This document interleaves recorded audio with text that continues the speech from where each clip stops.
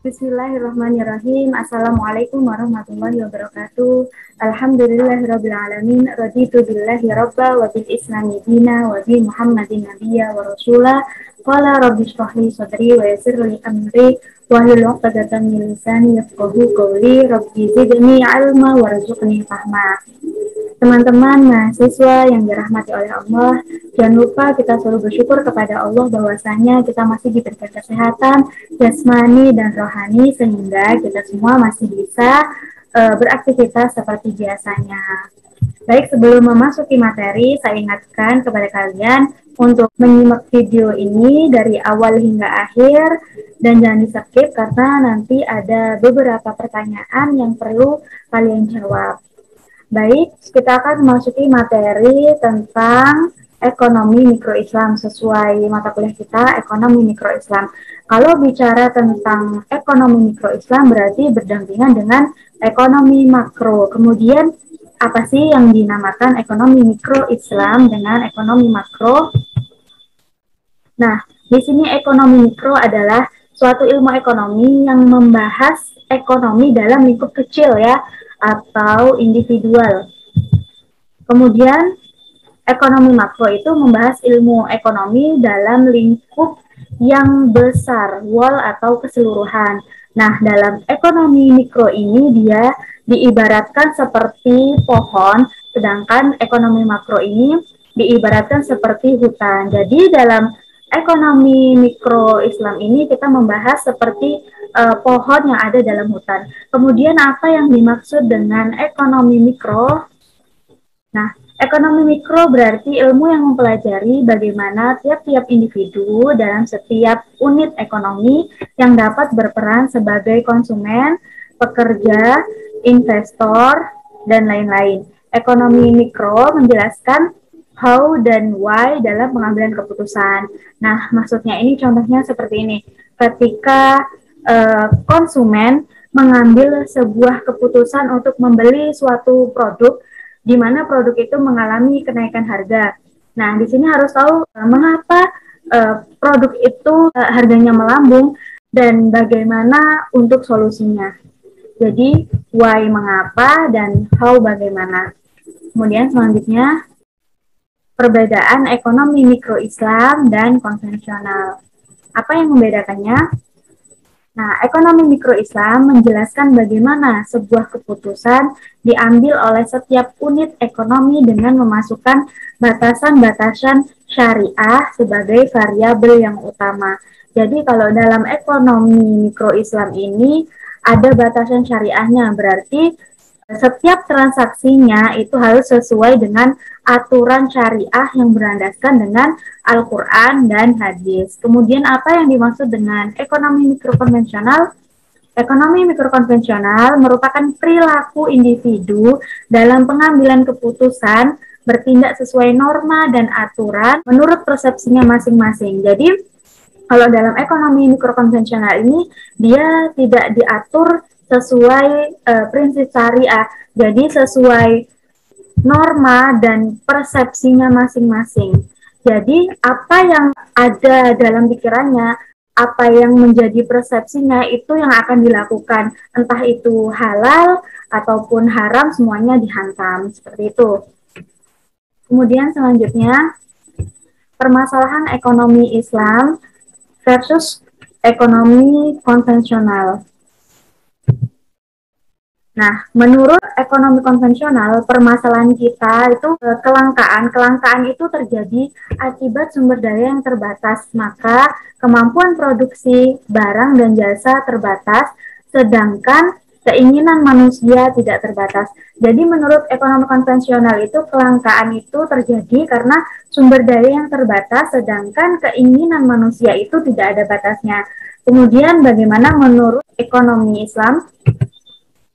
Jadi, menurut ekonomi Islam, menurut Bakr As-Sadr, siapa Bakr As-Sadr ini? Bakr As-Sadr ini termasuk mazhab ilmu ekonomi, di mana beliau ini yang selalu memberikan pemikiran-pemikiran Islamnya. Nah, menurutnya bahwa sumber daya hakikatnya melimpah dan tidak terbatas. Namun, yang menjadi permasalahan utama dari ilmu ekonomi adalah ketimpangan sumber daya yang tidak merata di antara manusia. Ya, jadi di pemikiran ekonomi Islam ini dia menolak hasil pemikiran dari konvensional karena menurut Bakr Asoder ini bahwa kelangkaan itu terjadi karena distribusi yang kurang merata. Karena sumber daya itu sebenarnya sudah diciptakan oleh Allah dengan setepat-tepatnya. Jadi yang menjadi masalah kelangkaan dalam Islam itu bukan karena sumber dayanya yang terbatas, tapi karena distribusinya yang kurang merata. Kemudian, rancang bangun ekonomi Islam, prinsip-prinsip umum ekonomi Islam. Nilai universal ekonomi yang pertama ada tauhid, berarti keesaan Allah. Allah itu Maha Esa. Ini merupakan fondasi kita di mana tidak ada Tuhan yang layak dan patut disembah kecuali Allah Subhanahu wa taala. Kemudian ada yang namanya adil atau adil.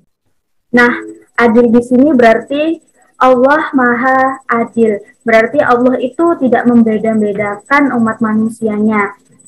Kemudian dalam implikasinya dalam ekonomi bahwasanya kita itu tidak boleh mengejar keuntungan pribadi sedangkan ada orang lain yang dirugikan.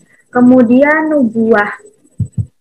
Nah, nubuah ini berarti kenabian, bahwasanya Allah itu mengutus nabi dan rasul kepada manusia untuk memberikan ajaran apa yang telah Allah sampaikan kepada nabi, kemudian nabi menyampaikannya kepada manusia sebagai petunjuk manusia agar manusia itu bisa berperilaku baik dan benar. Implikasinya dalam ekonomi bahwasanya seorang pebisnis itu harus mempunyai sifat seperti Nabi, seperti sidik, tablik, amanah, fatona. Kemudian khilafah. Nah, khilafah ini berarti pemimpin. Allah telah menciptakan manusia itu sejatinya adalah pemimpin.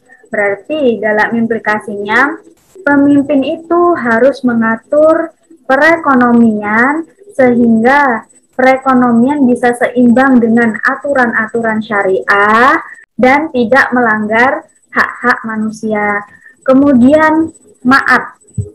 Maaf ini hasil ya. Berarti implikasinya kita sebagai seorang pebisnis, kita itu kan mencari untung, hasil. Berarti tidak semata keuntungan itu hanya untuk di dunia saja, tapi untuk akhirat juga. Berarti sebagai pebisnis harus mencapai laba untuk dunia, begitu juga laba untuk akhirat. Kemudian prinsip derivatif.